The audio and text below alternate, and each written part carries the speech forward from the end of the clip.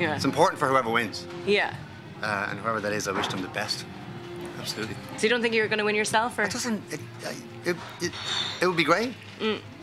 But I'm not one of the judges. I can't. You know, it's not. It doesn't concern me. Yeah. Because you never know what's going to happen in the judging room as well. Yeah. You never know. What Paddy Power might say could be completely different Well, than what you're saying politics, tonight. and then it's taste, and then it's. Yeah. Like I just all I would hope is that all I would hope is that the people who are judging it judge what moved them the most, as opposed to who needs it the most or who doesn't need it the most, or you know, just what moved you. If it moved you, then put your hand up and say that. Yeah. It must be very difficult to judge a situation like this, because it's not, you know, it's not X Factor. You're not picking holes in it. You're not going, well, you could change that, and maybe it's just like, well, you know what, that moves me, that doesn't.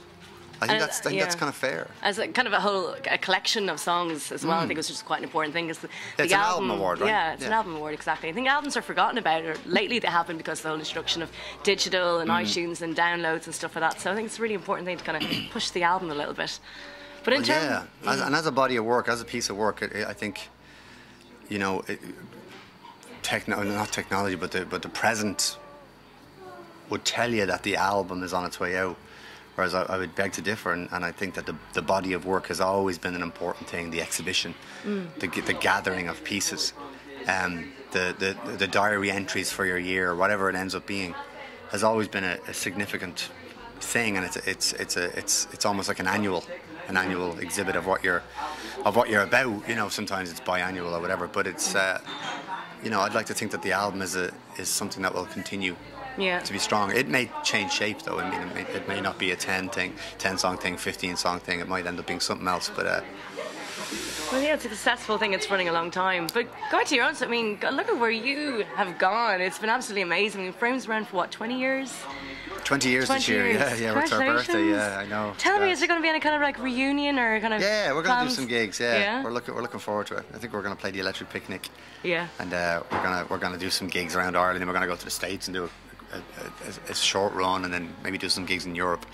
We're all very happy about it, because it's, you know, we've kind of gone off on the Swell season road for so long, and it's been wonderful, and it'll be nice to go back and sort of go, okay, right, Jesus, that song, we haven't seen that in a while. It'll be kind of hard, because it's, you know, energetically I've gotten used to sort of these mellower gigs. It'll be tough to go back to playing slightly harder ones, but we'll see how it goes. The energy's always very, you know, if you're in the right headspace, the energy always comes. So how long has it been since you actually played or gone on a Frames tour then?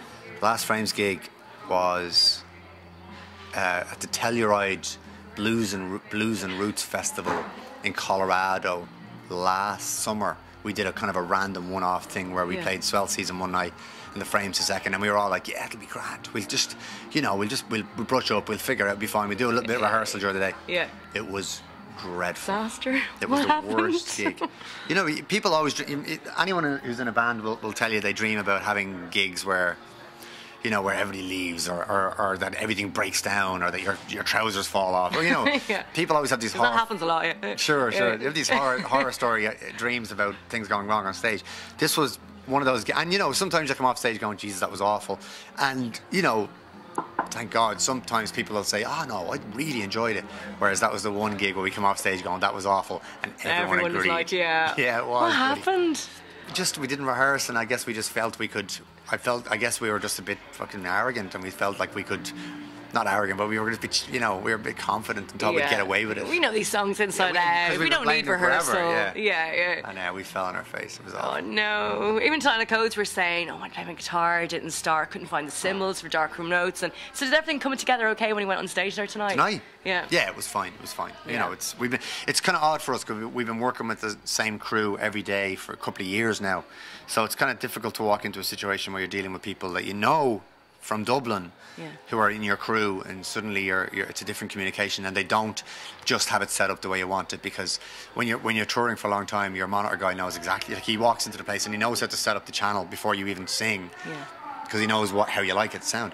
So tonight was much more like, okay, shit, so our sound check was very important, but no, it sounded great. Damn stuff. I mean, going back to the whole Swell season thing, you've achieved such massive success, like the Grammy nomination, the Oscar win, and you've been on tour quite a lot over in America. I don't know how many times. So you're going to Australia soon as well. Do you ever feel a bit frustrated at times going, why didn't we have this at the Frames? What was the difference? Or why do you think you've achieved this success with Swell season? Well, you know, it was a song. Yeah. You know, it's funny we were talking about albums, and I was just thinking to myself, God, we won the award for a song. A song, yeah. It was that award that changed everything. And do I wish it could have happened for the Frames? Not really. Yeah. I think the Frames was on its own trajectory. And I heard an interesting argument recently about someone said people always make their best work when they take their eye off the ball. And I think it's a very interesting argument that you kind of, like for me, for instance, Making Once and making the Swell season record with Mar was a sort of a side project thing. I did it in 4 days. We recorded the record in 4 days in Prague, you know, and then it ended up being the most successful batch of songs that I've ever written. And I thought, wow, that's interesting, you know. And the Frames was always like we'd spend a year on a record. We'd go in and we'd noodle with it and we'd get it. And actually sometimes when you're just doing the most random thing that almost is nothing like what you thought your career was going to be, then actually that ends up being the breakthrough thing. So do I feel like I wish it was for the Frames? No, I kind of feel like there's a certain poetry in the way things happen in life and the way this happened for sure. But the wonderful thing for me is that I've been able to, you know, the boys in the Frames are my best friends. So I've been able to suddenly there was an opening and there was this great success and we had an audience on a plate and I was able to say, okay, let's get the boys in now and have them as part of this. And so this record, the Strict Joy record, really is a marriage of both bands. And I'm very proud of it. I'm very proud that it's done so well out in the States. Yeah. So I like to think that I could go back to the Frames now with a different confidence, with a different kind of sense of being, rather than go back to the Frames and be like, right, okay, where are we? Take up where we left off. It's going to be a different band immediately. Different vibe altogether. Has to be. And in terms of recording, are you going to think about maybe doing it next year when you have a bit more time, or? I really have no idea about that. I mean, we've got the bones of another Swell season record written and recorded, so I would assume there'll be another one of them. But I'm looking forward. Do you know what I think I need for the Frames? I think I need 6 months off. Because if I take 6 months off, I'm going to stay at home, I'm going to hang out in Dublin with my mates, and I'm going to get really bored. Bored in the good bored, you know, the bored as in like the writing the songs and wanting to hang out with the lads and jam and, you know, in the kitchen. And then I think there's a Frames record to be made. But certainly with the way we are now, you can't, it's almost like I can't think about the Frames as long as I'm in this band. So this band would have to just stop. It doesn't necessarily have to end, just to stop. Same way the Frames have to stop for this band to exist. So next year, you know, right now we're talking about, because we're going to be busy from now until about February next year. And are you serious? Yeah. Well, that's including the Frames tour, because we'll do a couple of Frames things. And then take 6 months off. And I think during that period, I know I'll definitely be playing with the lads a lot. Yeah. So whether that turns into a record or not, that remains to be seen. Yeah. Like Valerie Prance was saying earlier on, because I know Valerie from years ago, from Whelan's, as you would as well. Yeah.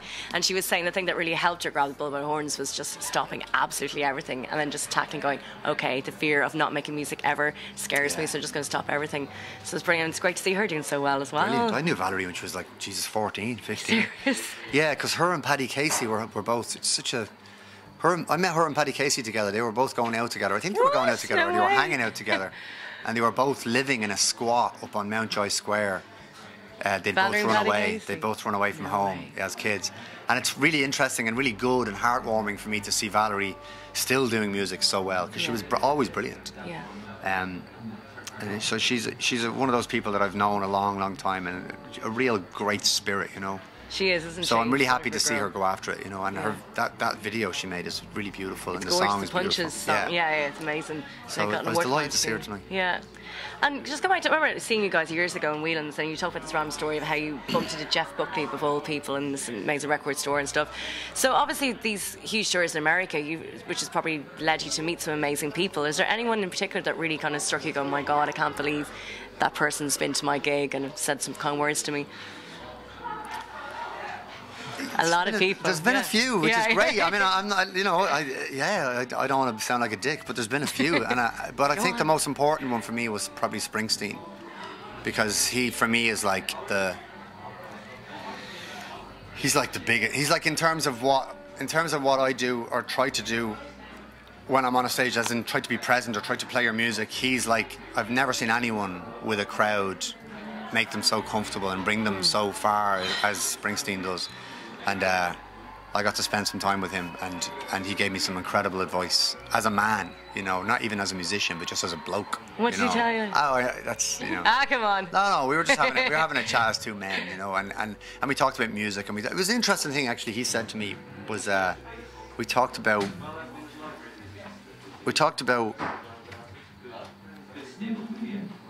18 years of the Frames, and then bang, this moment.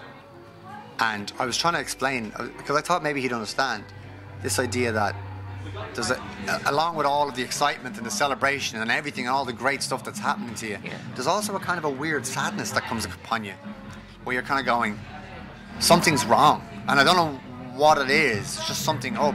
And he was able to absolutely pinpoint it, because he said, I played in bars for years before I had my success, and he said, you're mourning the death of yourself.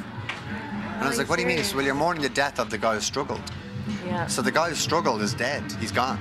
He just ended that moment. Yeah. John Travolta opened that envelope, whatever, you know. Yeah. He ended that moment, and the guy who now emerges is a new guy to you. So of course you're going to figure. You're going to find it hard to figure out who this guy is, because now there's no longer that excuse of like it's all luck, or it's all, you know, that if I write a great song, maybe I'll get on this station. Or now it's like, right, you're bona fide. Yeah. You're now in the eyes of certainly the Academy or whatever, a successful guy. So now it's get the finger out and get down to work. And I remember feeling great relief after hearing him say that, because I really, it just blew my mind. Just hanging out with him blew my mind. He was such a gent. I'd say so. Pinching moments, a lot of them. For sure. So you enjoying this whole new confidence, this whole new persona? Well, geez, I'm enjoying my life. Yeah, I'm enjoying my life a lot. Yeah. It's we're traveling. I'm getting to do what I love doing. I get to play music, and I get to see the world, and my time at home is much more quality oriented. My time away is much more work oriented. So everything just sort of honed up. Everything's just sort of tightened up. Whereas before, which is great, you'd go on tour and you'd be kind of like hoping it would work out and be like, and calling home, be like, everything okay? Whereas now it's almost like everything is just much clearer. Yeah. The lines have all been much more defined. And I'm just really grateful that I can work, and I think that you love and make money from it. It's exactly anyone's dream, really. And to have had this success, what this success affords you, it doesn't afford you anything except an audience. And an audience won't stick around if you're not good and if you're not trying. Do you know what I mean? They'll keep pushing ahead. They'll be satisfy them. Yeah. They'll be fair weather. They'll sort of go, oh yeah, that's that guy who did it, whatever. And then next thing, there's some other guy who did something else, or there's some other band, or some other girl, or whatever. There's always different waves of things. Exactly. Yeah. So the challenge is to do good work, and to keep it up. Yeah. And so for us, the great success this year was, we had played Radio City Music Hall in New York right after we won the Oscar, and it was packed, which was amazing. We were it was such a demarcation line in your life, as in like going from playing Joe's Pub in New York to playing Radio City was just such a jump that. But what was really, really special for us was on Strict Joy, we went back to Radio City and we filled it again. Amazing. So a couple of years down the line from that fair weather moment, the audience stayed. They didn't bail. So it's quite a mark. Touch wood. Touch wood. It is. Indeed. It's a huge. It's everything a guy in a band wants to hear. Yeah. What about the movie career? Any chance of going back into that again? Or was that two once-offs? I loved it. I really loved it. I loved both films. I loved The Commitments and I loved Once, and I had a great time doing them. But it's just something I don't see myself. Hungering for. Really? Yeah. I mean, I'd do it again. I'd happily do it again. But it's just something I never pursued. Both situations fell into my lap and I embraced it. And but I haven't got an agent. I don't have people out there looking for scripts or. Have you been offered anything? Yeah, I've been offered a few things, and honestly, there's nothing I've been offered that I would ever have taken anyway. Yeah. Do you know what I mean? So it's not like I'm sort of like being a dick or going like, no. It's like there's a few things that have come in that I've been like, wow, thanks very much, but I wouldn't be, I would never have been interested in that. Why would I be now, you know? So, But you know, certain things that came in were just incredible, like getting to be on The Simpsons was a huge deal. Yeah. Do you know, like, because they called and were like, will you come in and guest on the show? And it's like, what? Yeah. No matter where I am, you know, you tell me.